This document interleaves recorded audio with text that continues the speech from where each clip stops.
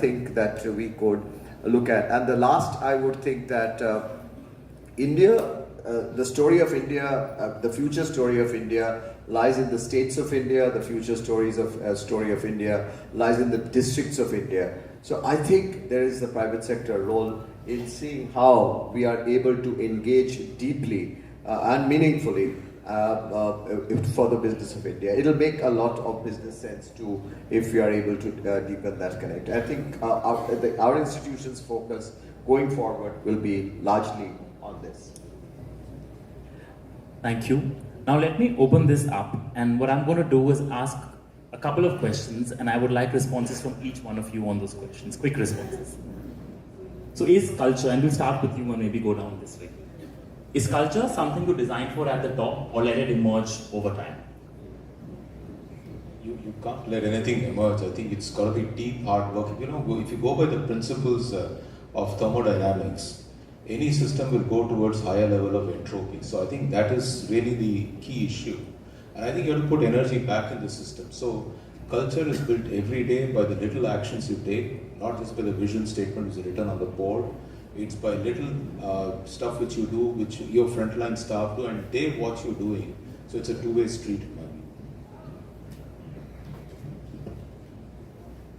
Fortunately for me, it's not a vague word.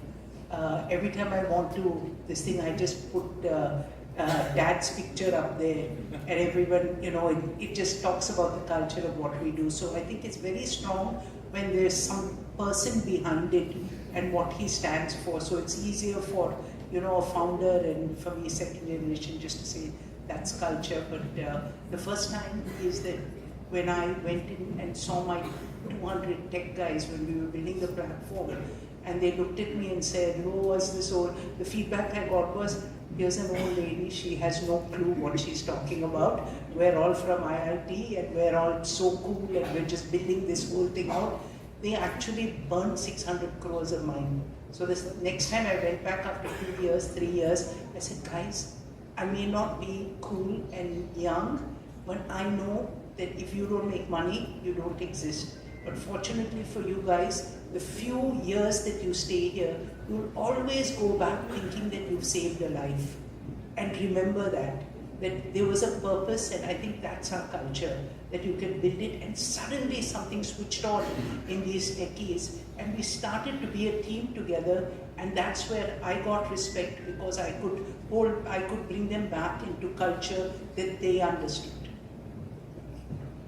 Yeah, very clearly, I think culture has to be actively shaped in an organization. It's so very critical to the success of the organization. You need to embed that firstly in your values and to define what the organization should stand for, and then of course you need to follow it up by leadership.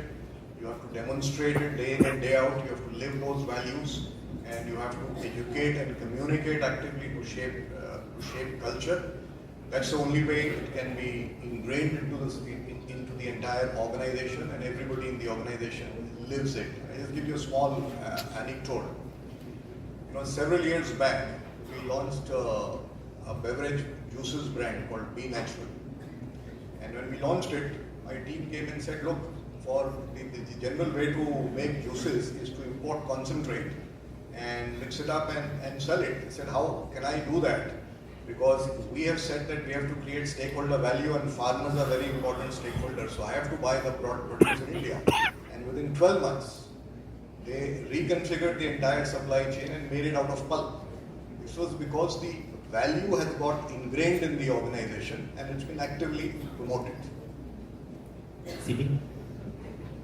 So, much has been covered on that, and I'll see how, from our perspective, let me divide it up into two buckets. One is the membership, the industry, and one is us as an organization. Today, we are also over 80 offices in the country with 1,500 people directly employed and more than 10 offices overseas. If we look at these two buckets of industry as well as ourselves, one particular thing that I believe strongly in and I keep talking about is no rules. So one size doesn't fit all.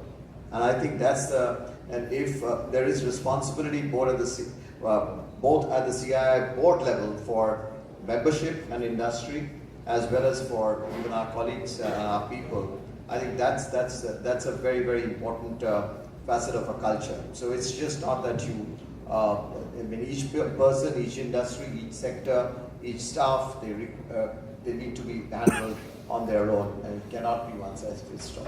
And second, I do believe that very ordinary, again, it applies to our membership, our companies, our small, big, large, medium-sized companies, be it companies, be it our staffers. And one thing one needs to really believe it, that many ordinary people, many ordinary companies can do extraordinary work. So till we keep believing that we are ordinary, and probably one is entrusted with something to do with something which is extraordinary, that type of culture getting ingrained has happened, and this happens, I think, pretty automatically, and it's happens over years and decades, and that leads to give that type of strength. When it gets into an understanding that there is extraordinary in oneself or the company, things start becoming difficult, is what the way I would feel.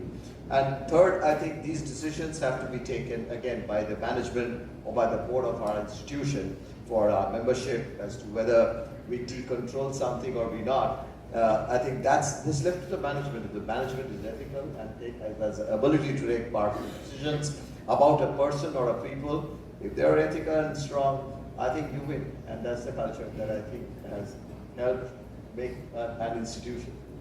Thank you.